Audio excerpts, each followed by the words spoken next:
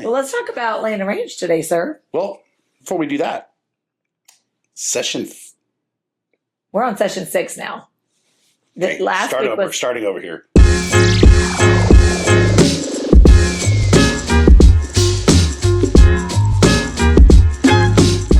Session 6. Session 6. This has been a fun journey so far. I don't even feel like this is our 6th session, but it's been fun, and I'm loving the interaction from people, aren't you? Yeah, it's absolutely. Like I said on one of the last podcasts we were talking about, is I love being able to share when people start having Q&As and stuff on social media, or somebody reaches out to me, then I could share the links and say, this is like it. I don't want to overwhelm anybody, right? That's what we talk about.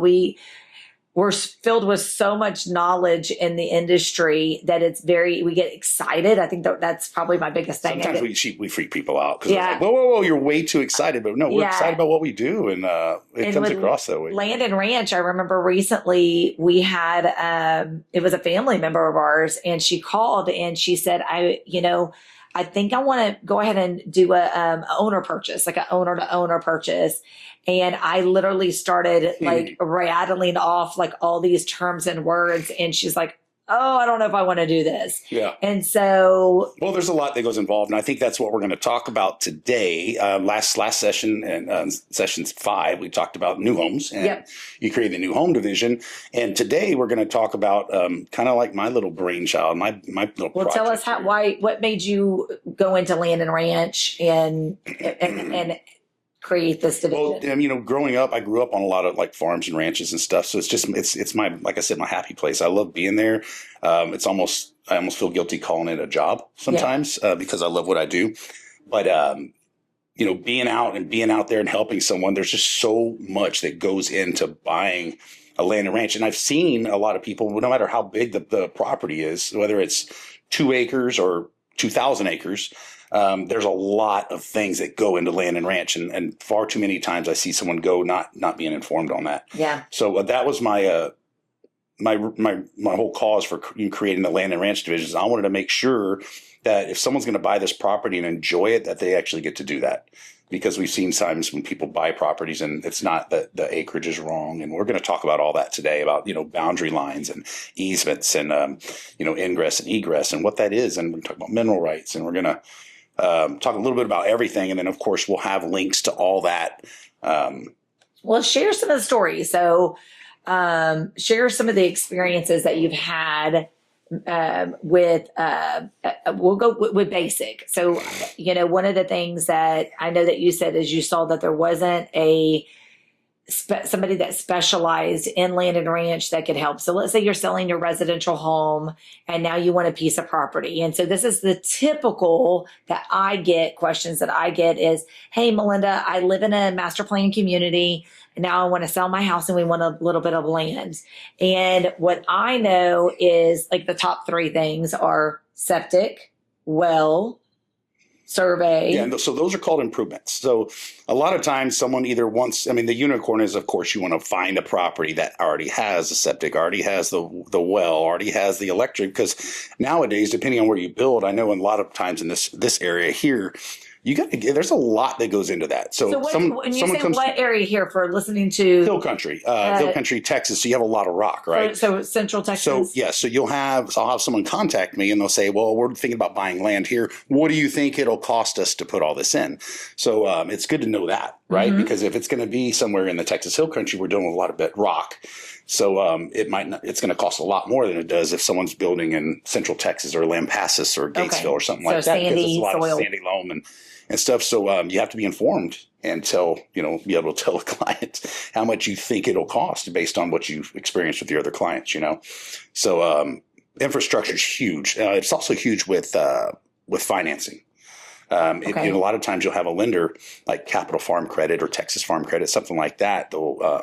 They're going to loan a lot quicker on something that's unimproved, right? Because it hasn't been touched. It hasn't. A risk reward for the lender. Right. They don't have to take anything off. It's just land is land. Right. No improvements. So you'll hear for those people shopping for land right now, you'll hear the words improvement or infrastructure. mentioned a lot, and that's what they're referring to. Is there a barn on it? Is there a dwelling? But a utility pole, stuff like that. That can affect not only you getting financing, but in a positive way, it can increase the value. So if you're selling land that has that on it already, have someone that can take inventory of that. Say you have a well, you have this, you have fencing. Is it the symmetry of your land? Does it look like a star or does it look like a square? That's huge because you're dealing with a lot of boundary lines. And that's one thing I think comes up a lot is the first, I would say, and doing this the last 10 years with land and ranch is boundaries come up. So, I'm going to intervene for a second. Yeah. So I didn't know this. And so you're going to say more boundaries, and I might have this completely wrong, but I know that now there's pins in the ground. So it really, I mean, they call it a pin, but it's about this size. It's a piece of rebar. It's a piece of rebar? That's hammered in the ground, and then there's a cap put on it. It could be pink, it could be orange, it could be yellow. Okay, and that is where, so if you're walking on your property and you don't know where those boundary lines are, you go to the corners of what you think your survey is, and you find that rebar. We do that with, we have like Land Glide, and we have some different hunting apps that I already have anyways for hunting. And we'll go out there, and usually it's location based. So we'll find the area, and then we break out the big magnet, or we break out a metal detector.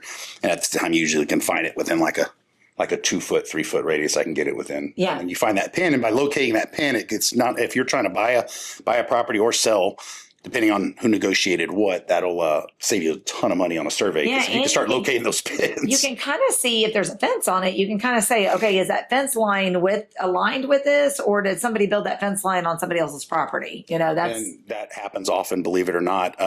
With land, a lot of times what people don't realize, that land's been around a whole hell of a lot longer than we have, right? So over hundreds of years, it's been divvied up, and it's been put here, or it was owned by a family. Yeah. It was owned by a family, and the family said, yeah, you can go ahead and build that fence there. And then those people go to sell, and then it becomes a dispute. So there's a lot of things that go involved with land. A lot of the front end stuff can be avoided by doing the work on the front end. So that's huge. Also, mineral rights, that's the next big question we get. And I think a lot of times when people ask that, they don't know exactly what it entails. So I'll just dive in that just for a second. So when you're buying a piece of property, there's a form that a seller fills out called a reservation of mineral and oil rights, and that's mineral air surface rights. And if that's not filled out, it's left to be undetermined. No, it's left to be assumed that the new buyer gets whatever rights there are. Okay, not undetermined, assumed. Right. Okay. But being that's, like I said, the hundreds of years, there might be 0.5% of mineral rights owned on that property. I had a 230 acre ranch in Hondo where the lady only owned 1% of the rights, but it was enough to pay her taxes. So those are things you need to look at before buying a property. So real quick, just for the average person that doesn't know this, I'm going to go over it. So air rights is like a cell phone tower, right? Or like a cell phone tower. Mineral rights are below the surface. Below the surface. Oil is typically what's in Texas. Surface rights are like a pad to be able to test this, to be able to penetrate the soil. Okay. So it's not just mineral rights. People always think it's just mineral rights, but then it's mineral, surface, and air rights. And you don't want cell phone towers through your property. Well, we usually negotiate all those for our clients, but there's also something, and we're not trying to overwhelm anybody. Again, we're going to have, we'll have all the links, or if you have questions, because we're going to probably have a ton of questions on this session, but there's something called ingress and egress. So we just had this come up a month ago, a little less than a month ago. So you're a buyer and you buy a property, right? And the seller wants to retain 50% or 51% of the mineral rights and the ingress rights, and you don't have an agent that's smart enough to know that. So now you buy this property, you're like, yay, I own 49% of the mineral rights, but they didn't give up the ingress and egress. So then one day they decide, you know what, we want to tap for natural gas on that property. So you have a truck show up on your property and you're like, whoa, what's going on? Well, you don't have the rights to that ingress egress. They have the majority of the mineral rights, and they own ingress egress because they get to determine who comes on and test the soil and do that. So we've seen that happen before. And there's nothing you can do about it. Well, and so for my clarification, so you gave a scenario with those rights. I always thought the ingress egress was more of your roads, like that's easements. Oh, easements. Okay. But ingress and egress is a form of access. So basically, okay. it's a form of access. Easements get you there. Okay. So one of the things that we've had conversations is of landlock. There's a term called in the industry called landlock, where it might be this amazing piece of property, but it's a shared. It usually is. It's this amazing piece of property, but it's a shared road. But technically, everybody's using the road, but technically you can't explain that. Okay, so that goes back to the whole land's been around a lot longer than we have, right? And so you have, person A here that bought this 40 acres, and person B owned 200 acres in front of them, but they hand shook on it and they said, "Hey, we're going to you'll give you a right to go back to your property with this road, right? And it's between us." Well, the person that owns that 200 acres, fast forward 20 years, he passes away, or they sell the property. Now the new people that bought it, it's not that handshake anymore, right? So now if that easement goes away, which it could, that person that bought that 40 acres behind them, it's stuck in the middle. It's kind of stuck in the middle, right? It's kind of like that broken piece on the Rubik's Cube. You can't really get it out without taking everything apart. It's like in the middle. It's useless, right? You got to throw the thing away. But yeah, so I've seen that happen, and that's horrible. And then also you see people say, "Hey, there's this 40 acres. It's only $100,000." And my first thing is, I bet it's landlocked. And most of the time you find it and it's landlocked. So then what we do is we go to the person that owns the property in front. And we say, "Hey, would you be willing to negotiate, some sort of easement?" A lot of times they won't, because they have cattle, they have whatnot. They don't want gates open. So, I mean, that's something to contend with. But a lot of times with land, if you see something that seems too good to be true, there's always an underlying issue with that. But call me and I can find out. I'll find out. Yeah, I'll definitely find out what it is. One of the things that I want to do the touch base on is, I know that with in Texas, and we talked about the drought with the new homes at one time, but it's also the thing is, talk about creek beds. And like, I know that there's a lot of property that you sell that have water resources like tanks, creek beds. Those are all valuable in your resources. Resources in the land. Back in the day, it used to be, when our grandparents were buying land, it was, you could get your ag exemption. It was cattle and hay, right? Mm-hmm. So it was just cattle and hay. Over the years, they've introduced so many new exemptions to help landowners with tax exemptions and to lower their taxes. So an example is, like you said, a water source or a wildlife exemption. Sometimes with the wildlife exemption, you can buy, 20 acres, 30 acres. And as long as you have like a water source and, let's say, a feeder or two and some owl boxes, you have a wildlife exemption. Another one would be like purple martin houses. Yeah. People don't think about that, right? But they hang purple martin houses outside. And we had a client in Kingsbury, Texas. We got a ranch for, and they have a bat habitat in the back corner. And Texas Parks and Wildlife goes there, I think, twice a year. But by doing that, they were able to get their wildlife exemption, and now they don't have to feed cattle. They don't have to, inventory cattle. They don't have to roll hay. They don't have to do any of that. I hope they feed their cattle. But if they had them. They don't need the cattle for an ag exemption because they have their wildlife, is what I was getting at. I know. I do know that, when we had our property in Land Passes, so Jason and I just, the same thing as researching anything else. We drive, in Texas, we drive, and we're we're in the Texas Hill Country a lot. And that's just one of the places that we personally, like, which kind of reminded me of something else. But I did learn with that county that the county exemptions are different. So that's one of the county. Per county. So that's something that you do, is you make sure that if they need a certain exemption, that we contact the county and we do the research and says, maybe it's, 5 acres or 10 acres or 20 acres, whatever that there's always a requirement. And then sometimes that exemption will roll over to the new owner, and sometimes it won't. So there's a lot of. Yeah, and apply for it if you don't have it, because those exemptions can save you a ton of money, especially if property values, what we've seen like in Land Passes, since you were talking about, is a perfect example. When we first purchased, I think we got it for like $8,000 an acre. And within 5 years, it went to $19,000 an acre. So from a tax standpoint, that can get really, really expensive if you don't on the front end. It's same thing with homestead exemptions when you buy a personal home. Yeah.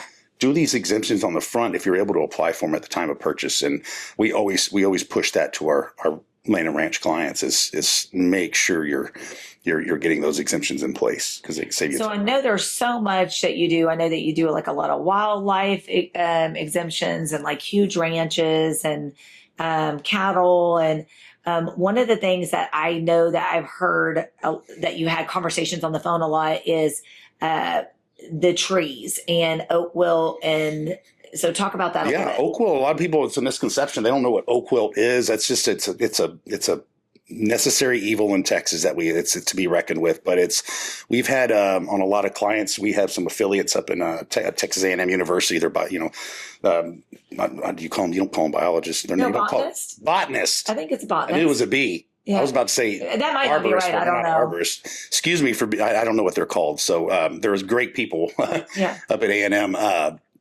but they come down and they actually will test. They'll test your property.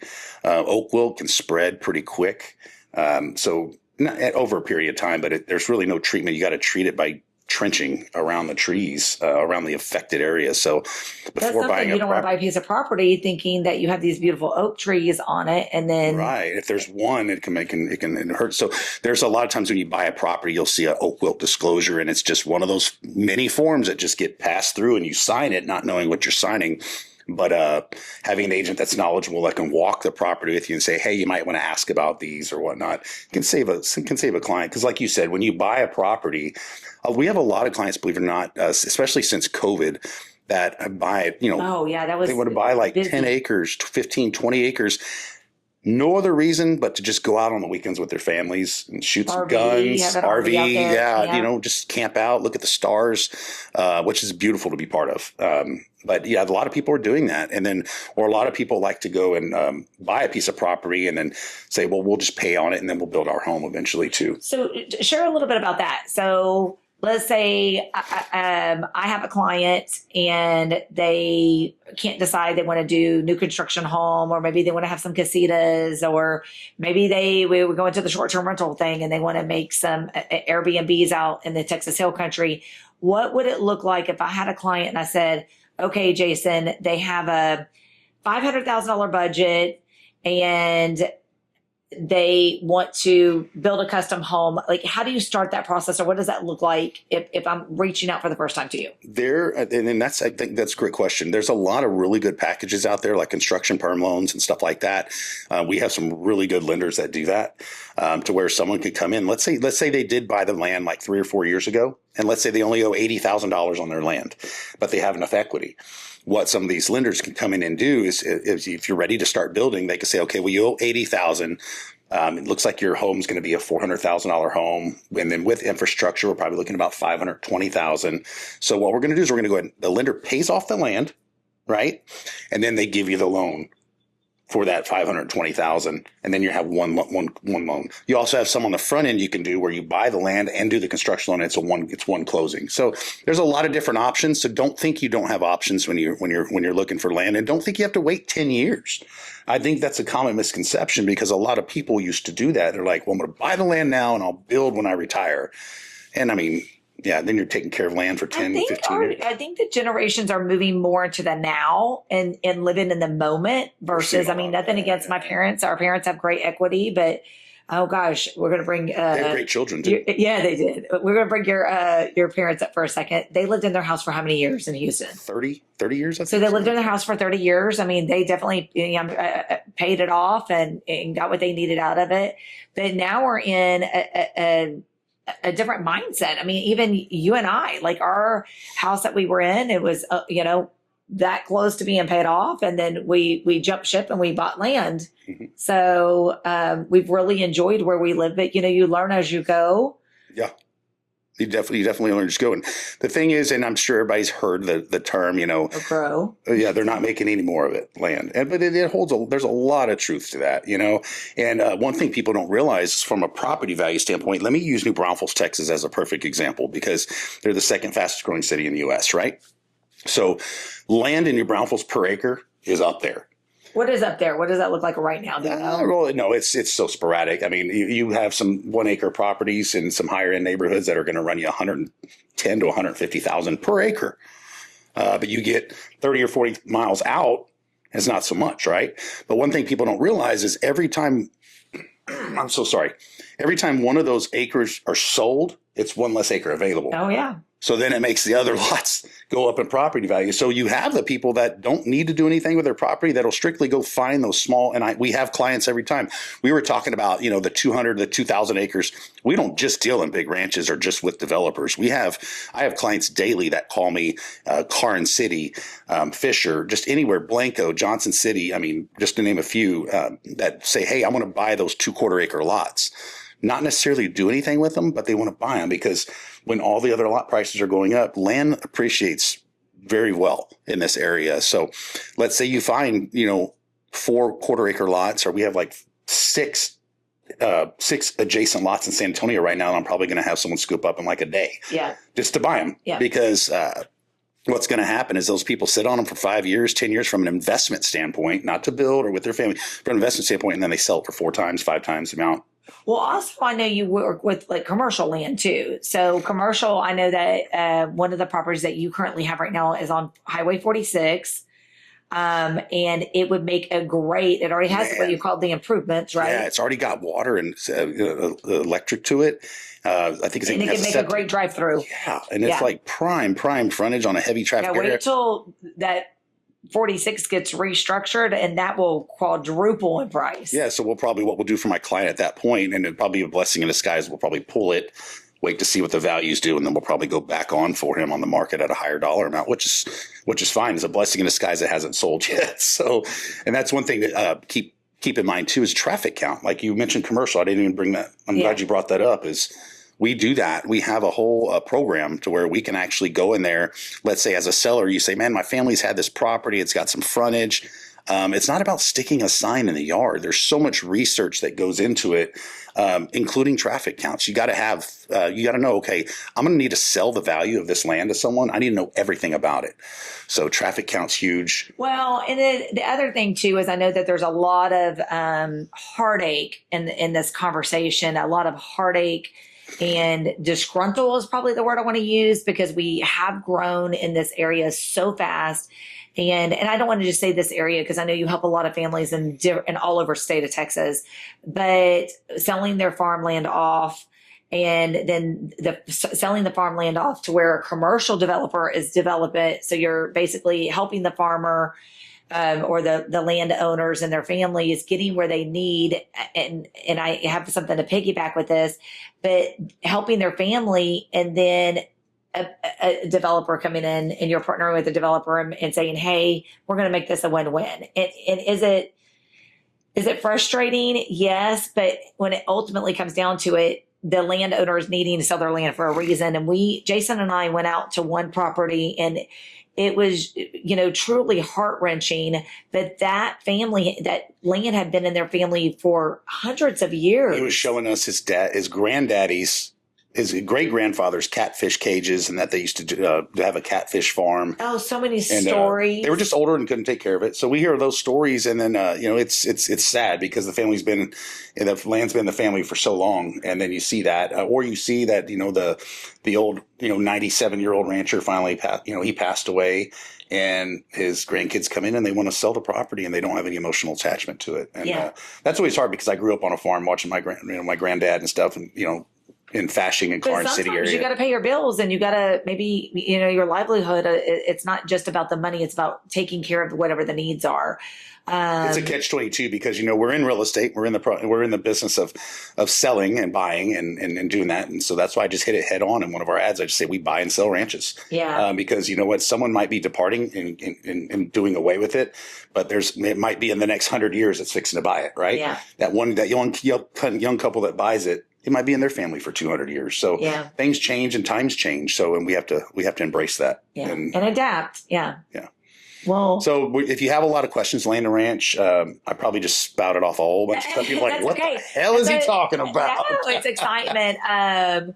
Real quick before we wrap things up, I want you to kind of go into, for the average person, let's say they've lived in a residential, let's say they grew up in the city, they lived in residential, just real quickly, like for a novice, go into a well, a septic tank, and the electrical, what that looks like for someone that has never seen or done this before.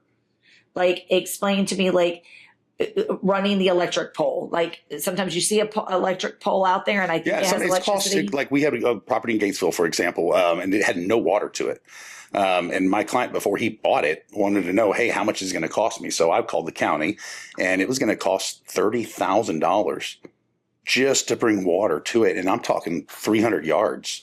That's not far at all. That's 900 feet, and it's going to cost them $30,000. So needless to say, we passed on that.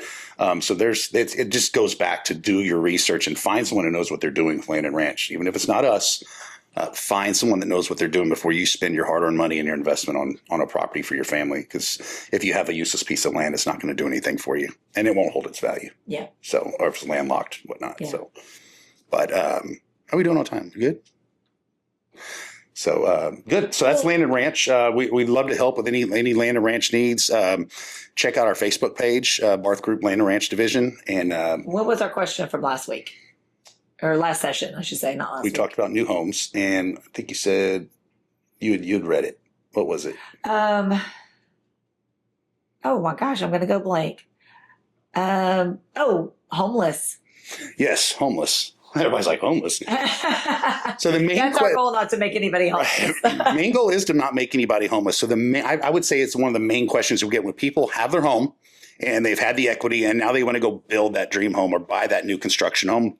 Their main question is always like, well, how do we do this? Yeah, because if you get us an offer right away on our house and we're not done building, or we haven't found our home yet. How do we do this? So we negotiate. We need to know that on the front end. If you have a plan B, is what we usually always ask. Oh yeah. Like, do you have a plan B? Because if we sell this home quick for you, before your home's ready, we need to have you somewhere to go and transition. But most of the time we can negotiate that as long as it's not unrealistic. I mean, the person buying your home doesn't want to wait 3 months. They usually don't want to be homeless either. They don't want to be homeless either. So we try to make it a win-win for everybody.